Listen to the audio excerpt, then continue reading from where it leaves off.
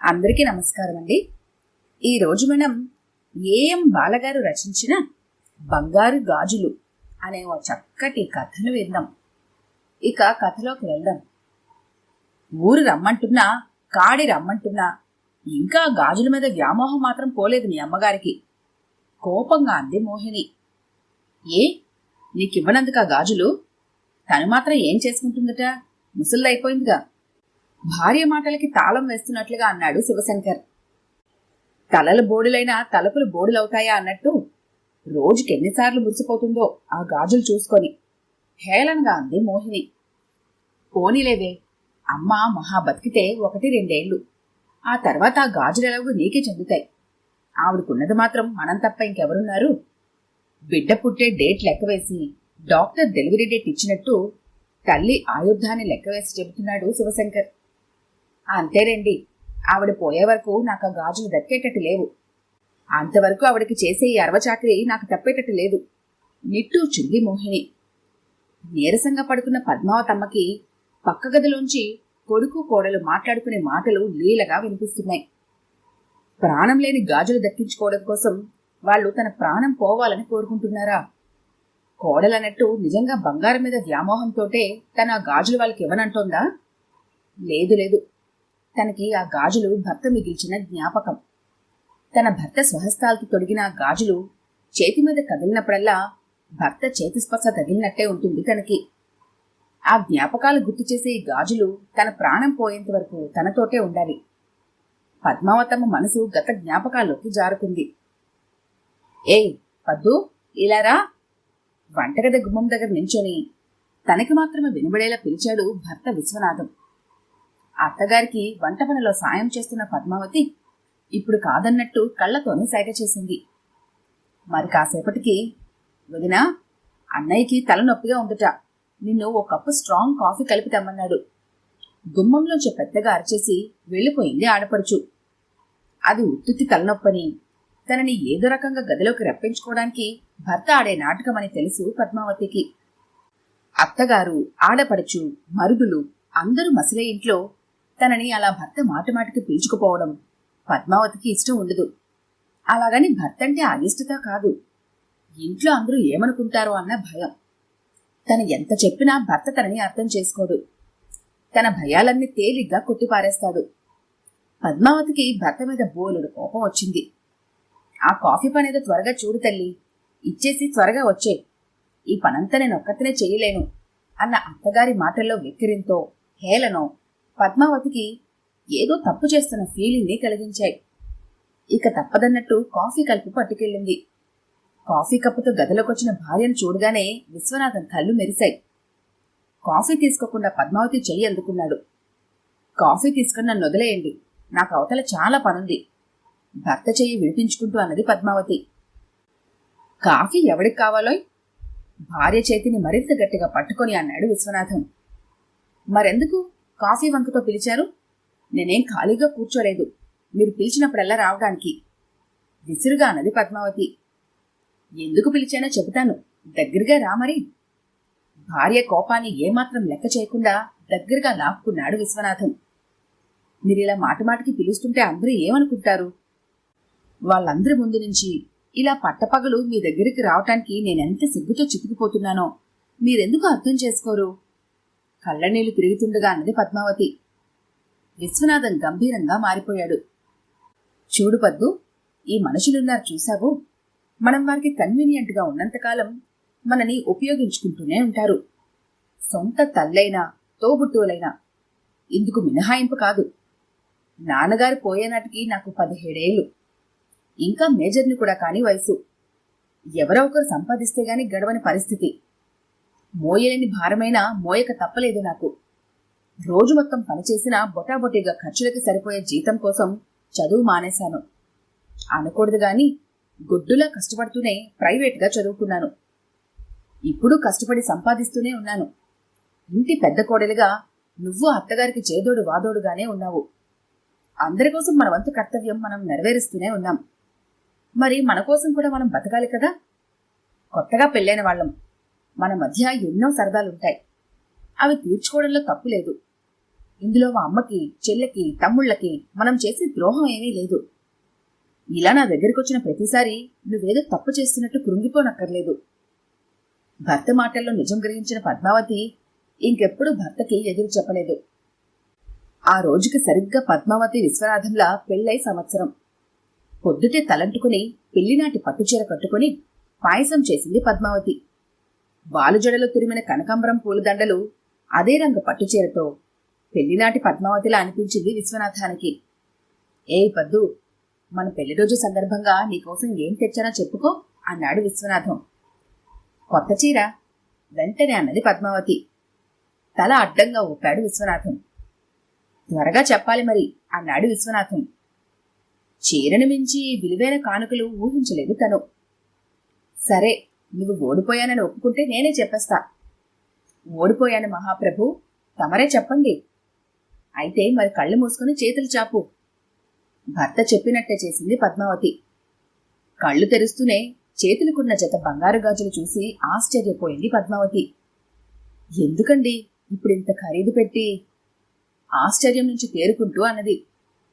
నీకు నచ్చాయా పద్దు? మీరు తెచ్చిన వాయల్ చీరైనా నాకు నచ్చుతుంది. కాని ఇంట్లో ఇన్ని ఖర్చులుండగా ఇప్పుడింత ఖరీదు పెట్టి గాజులు కొనాల్సిన అవసరం ఏమిటండి? మందలింపుగా అన్నది పద్మావతి. ఏదో చెప్పబోయి విరమించుకున్నాడు పద్మనాథం. పద్మావతి చేతికి బంగారు గాజులు చూసినప్పుడల్లా అత్తగారి మనసు కోపంతో భగ్గుమనేది. తన కొడుకుని కొంగును ముడేసుకొని నసపెట్టో సాధించో పద్మావతి ఈ గాజులు కొనిపించుకుందని ఆవిడ నమ్మకం. ఎదిగిన చెల్లెలికి పెళ్లి చేయాలి, తమ్ముళ్ల చదువు సంధ్యలు పట్టించుకోవాలి. కాస్త కలిగిన వాళ్లైనా ఖర్చు దగ్గర వెనక ముందు చూస్తున్నారు. మనం మాత్రం లేనిపోని ఆడంబరాలకు పోయి డబ్బు దుబారా చేస్తున్నాం. పద్మావతి గాజులు చూసినప్పుడల్లా అనేది అత్తగారు. తల్లి మాటలు విశ్వనాథం చెవులు పడ్డా పట్టించుకోనట్టే ఊరుకునేవాడు. ఒకరోజు భర్త మంచి మూడ్లో ఉండగా అన్నది పద్మావతి. ఏమండి, మీ ప్రేమకి గుర్తుగా ఈ గాజులు నా చేతికి ఉండే కన్నా ఏదైనా అవసరానికి ఉపయోగపడితే బాగుంటుంది కదూ. అయితే ఏమంటావు ఇప్పుడు అన్నాడు విశ్వనాథం. ఎలాగో మీ చెల్లికి పెళ్లి చేయాలనుకుంటున్నారు కదా, ఒకవేళ ఏదైనా సంబంధం కుదిరితే ఈ గాజులు తనకిచ్చేస్తాను. పెళ్లి కూతురికి ఓ జత గాజులు చేయించాలంటారుగా, కొత్తవి చేయించాలంటే మళ్ళీ ఎక్స్ట్రా ఖర్చు అంటున్న పద్మావతి వంక బాధగా చూశాడు విశ్వనాథం. కాసేపు మౌనం వహించాక అపరాధిలా తలంచుకొని అన్నాడు విశ్వనాథం. పద్దు, నన్ను అపార్థం చేసుకోనంటే ఓ నిజం చెప్పాలి నీకు. ఇందులో నిన్ను మోసం చేయాలన్న దురుద్దేశమేమీ లేదు నాకు.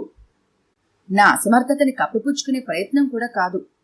కేవలం కొంతకాలమైనా ఓ అందమైన అబద్ధంతో నిన్ను సంతోషపెట్టాలనే తాపత్రయం తప్ప. భర్త వంక అయోమయంగా చూసింది పద్మావతి. పద్దు, ఆడవాళ్లకి నగల మీద చీరల మీద మోజు ఉండటం సహజం. నువ్వు కూడా అందుకు మినహాయింపేమీ కాదని నా నమ్మకం.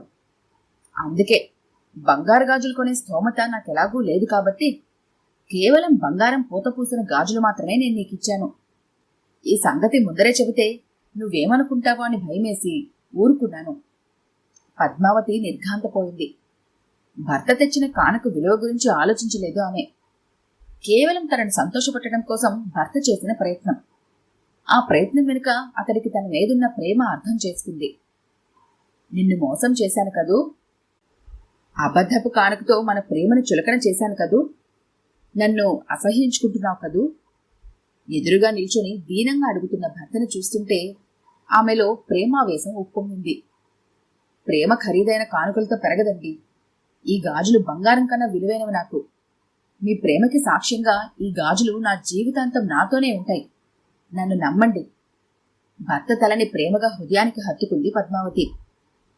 హాయిగా సాగిపోతున్న వాళ్ళ జీవితానికి దురదృష్టం యాక్సిడెంట్ రూపంలో వచ్చి విశ్వనాథాన్ని బలకొంది. శోకదేవత అయింది పద్మావతి. కొడుకుపోయిన దుఃఖం ఒకవైపు, తీరని బాధ్యతలు మరొక వైపు కృంగదీస్తుంటే పద్మావతి గాజులు చూసినప్పుడల్లా అత్తగారి కోపం, బాధ రెట్టింపయ్యేవి. తల్లికి పట్టుచీర కొనడానికే సరిపోదు వాడి జీతం.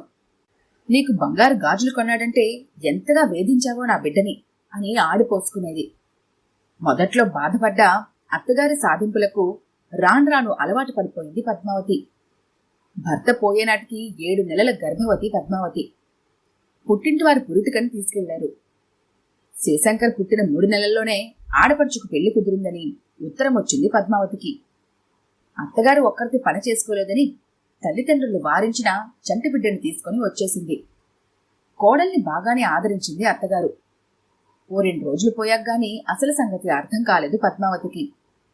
మగ పెళ్లివారు అమ్మాయికి గొలుసు 1 జత గాజులు పెట్టమన్నారట.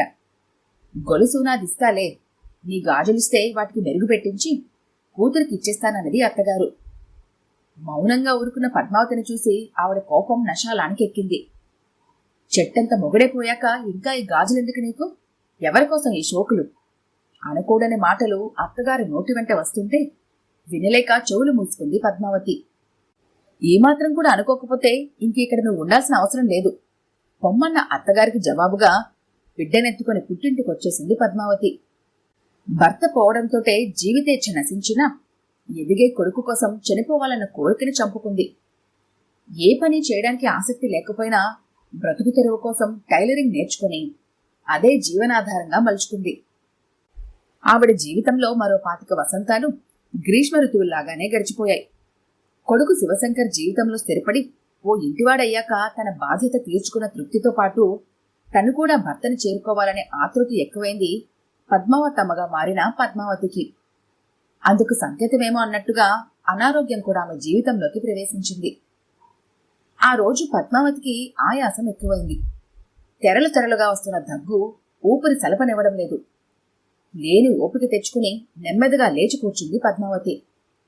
భర్త విశ్వనాథం ఎదురుగా వచ్చి పిలుస్తున్నట్లుగా అనిపించింది. వచ్చేస్తున్నానండి, ఇక మీ దగ్గరికి శాశ్వతంగా వచ్చేస్తాను. ఇంకా నేను చేయవలసిన పని ఒకటి మిగిలింది, అదొక్కటి పూర్తి చేసి ఇంకొచ్చేస్తాను. తనలో తనే గొనుక్కున్నట్టుగా అంది పద్మావతి. కొడుకు కోడలు ఇంట్లో లేరు, బయట తాళం వేసుకుని వెళ్లారెక్కడికో. తల్లిని ఇంట్లో ఉంచి తాళం వేసుకుని వెళ్లటం వాళ్ళకి అలవాటే. పద్మావతమ్మ నెమ్మదిగా లేచి వంటింటి వైపు నడిచింది. Gas stove వెలిగించింది. చేతులున్న గాజులు తీసి వెలిగే మంటలో వేసింది. ఇన్నాళ్ళు ఈ గాజులతో తమ అవసరాలు తీర్చుకోవాలనుకున్న వాళ్ళు ఆ గాజుల మీద నాకున్న వ్యామోహం వల్లే నేను వాళ్ళకి ఇవ్వడం లేదు అనుకునేవాళ్ళు. కానీ అవి పూతపూసిన బంగారు గాజులను తెలిస్తే వాళ్ళు మిమ్మల్ని హేళన చేస్తారు, మీ ప్రేమని చులకన చేస్తారు. ఎవరు నన్ను ఎన్ని మాటలన్నా నాకు బాధలేదు, కానీ మిమ్మల్ని ఎవరైనా తక్కువ చేసి మాట్లాడితే నేను సహించలేను. ఈ క్షణము మరుక్షణము మీ దగ్గరికి వచ్చేస్తున్న నాకు మీ పరువు దక్కటం కోసం మన ప్రేమ సాక్ష్యాన్ని కాల్చేయడం తప్ప వేరే దారి లేదు. నన్ను క్షమిస్తారు కదూ? నల్లగా కాలిపోయి ఆకారం కోల్పోయిన గాజుల్ని కిటికీలోంచి విసిరేసి అక్కడే కూలబడిపోయింది పద్మావతమ్మ. ఈ కథ కనుక మీకు నచ్చినట్లయితే లైక్ చేయండి, షేర్ చేయండి. మరిన్ని ఇంట్రెస్టింగ్ కథల కోసం మా ఛానల్ని తప్పకుండా సబ్స్క్రైబ్ చేసుకోండి.